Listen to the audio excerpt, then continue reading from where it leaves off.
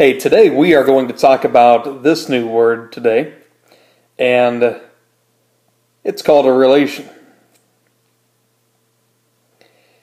And a relation, by definition, is defined as a set of ordered pairs. Let me repeat that. A relation is defined as a set of ordered pairs. Relation is kind of the root of relationship. So we're going to be talking about relationships with numbers and other things today. So let's take a situation. Let's say we go to the store and we buy a pair of socks. In fact, we buy one pair of socks, and that pair of socks costs us $3. Well, we can make this into an ordered pair. 1, 3. We buy a second pair of socks, and now our total is going to be $6. So 2 pairs. It's going to cost $6, and if we bought 3 pairs, yes, you got it, it'd be $9. So this is kind of called a mapping. It's where this first column maps with something in the second column. Now, the name of this first column is called the domain. And the domain is the set of values for the independent variable. The domain is kind of like our input. It's what we're starting with. And sometimes we can think of it as our x value in our ordered pairs over here. Now, the second number is our range. And another way to think of the range is it's our output, or it's our y value in a set of ordered pairs. It's dependent on the domain. Now, I say that because this independent-dependent relationship, the number in the domain helps us get the number in the range. If we buy 5 pairs of socks, it's going to cost us $15. The number of pairs dictates the cost that we pay. Now, this particular relationship has a specific name. And the specific name we can give it is this is called a function.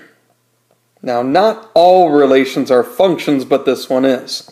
The definition of a function is this. It is a relation where each domain has exactly one range. Let me say that again. It's a relation where each domain has exactly one range. Each domain has exactly one range. So why is that important? Well, if we buy 3 pairs of socks, we're only going to pay one price. We're not going to pay $9 or $10. We're only going to pay one particular price. And so that's what a function does. Each domain has one range. Okay? Now, we can kind of mix some things up along the way as well and change some numbers, and we're going to do that next. So, in this first big example here, this is not a function. It's not a function because 3 is paired with 9 and 10. And so you can't have a domain that shares 2 different ranges. So now think of this example over here. You'll notice that the x value keeps changing. There are no repeat x values like there were in the first example, but the y values are always the same. Well, this is a function. Think of this. After 1 minute, you're walking 3 miles per hour. After 2 minutes, you're walking 3 miles per hour. After 3 minutes, you're walking the same speed every time. This is a function. Now, there's a way in which we can tell if something is a function or not by looking at its graph, and that's called the vertical line test. And so if I were to make a quick function here, and if we were to draw a series of vertical lines through this function, or through this graph, I just gave it away. This is a function because each vertical line touches the graph only once at a time. This is a function. However, if we drew something such as this, and if we were to run a vertical line through it, well, this is not a function because vertical lines touch the graph in two places at the same time. So let's go to our examples now, and let's take a look at our first example with the M, Missouri, Michigan, and Montana. Is this a function? Well, it's a mapping. That's what the arrows mean. It means M for the domain goes with Missouri for the range. M in the domain maps with Michigan in the range. M in the domain maps up with Montana in the range. This is not a function because the domain has three different ranges. Let's take a look at shirts. Notice one shirt, two shirt, three shirts. They each have different prices, but the key thing that we see here is there are no repeat domains. This is a function. Yes, it is a function. Take a look at our third example with the coordinates 5, 4, 2, 3, 0, 4 going across to the right. This is a function. Even though we have multiple ranges, we do not have multiple domains. So this, we're in the clear. And this next one that we've got, 3, 2, 5, 4, 0, 2, this is also a function because there are no repeat x values here.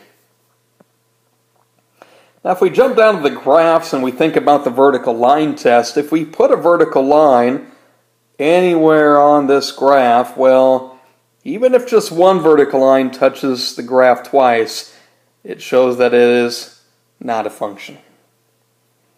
Our second graph, if we put vertical lines through, appears to be a function because each vertical line is appearing to touch only one time. So what does this function stuff mean? Well, let's say we are given y is equal to 3x minus 2. We have to find the range given the domain of x of 0, 3, and 10. And really what that means to do is, it means just to plug in numbers. When x is equal to 0, we want to find out what y is. Well, to find y would be equal to 3 times 0 minus 2. So we learned from this that y would be equal to negative 2. When x is 0, y is negative 2. Our next contestant is x is equal to 3. So where we see an x, we would put a 3. 3 times 3 minus 2. Well, that would give us 9 minus 2, which is 7. So each time we have a domain, we're using and getting a new range. So x is equal to 10 then is going to be y is equal to 3 times 10 minus 2. So y is equal to 28. And so I found the range, the three ranges for the given domains. Though we don't always use y for functions, we use this new terminology, or new notation I should say, like f of x and g of x, because what if it was y equals 5x and y equals x plus 4? We wouldn't know which equation to use. So to do our first one, f of negative 3 is how you say it. To find f of negative 3, this tells us that x equals negative 3. And we want to take negative 3 and put it into the function f, or the equation f. So that means we're going to put it into 5x. So 5 times negative 3 is going to give us negative 15. Now our next one says g of 2, and so this means that this time x is 2, and we want to put 2 into the function g. So that means we're going to have 2 plus 4, which is 6. And so that's how we use function notation along the way. Okay. Now we've got this one more, and now this time it's x is equal to 9, but we're going to put 9 back into f, and so that tells us we're going to have 5 times 9, which is 45. Okay. So how do we do this with a graph? Well, this graph here that you see with the points on it represents h of x. If we want to find h of 2, that means, well, that means x is equal to 2. And we want to find the y value when x is equal to 2. Well, I'm going to circle it, and it looks like we have the point 2 comma negative 1. So that means h of 2 would be negative 1. It gives us the x value, and we have to find the y value. That's what that means. H of 5, circled on the graph. When x is equal to 5, what's y? Y appears to be 2. And when x is 0, what does y appear to be? It appears to be 1. So this allows us to come up with ordered pairs. Now, the final thing I want to share with you is, I'll read this to you. You earn $80 per day plus $4 commission for every sale made. Commission is like money you get for making a sale. We're going to let the variable C represent the number of sales we make, and W of C, which is a function, represent your earnings for a particular day. So we want to write a function WC. That's what we want to do. And then we want to talk a little bit about, well, maybe what this means. So let's write WC. W of C would be equal to, okay, well, C is our only variable we have. Well, we're going to make $80 no matter what, plus 4 times the number of sales we make. This is going to represent how much we make per day. So let's say that C is 7, and we want to find out what W of 7 would be. That means we made 7 sales. And so W of 7, well, we're going to make our $80 plus 4 times the number of sales we made, which is again 7. So 80 plus 28 using order of operations means for that day we would make $108. And so that's what that means. Okay? So we've talked a little bit about relations today, and the big concept is functions in this new notation that we start to see now, f of x, g of x, 8 of x, whatever it might be. Hey, we'll see you next time.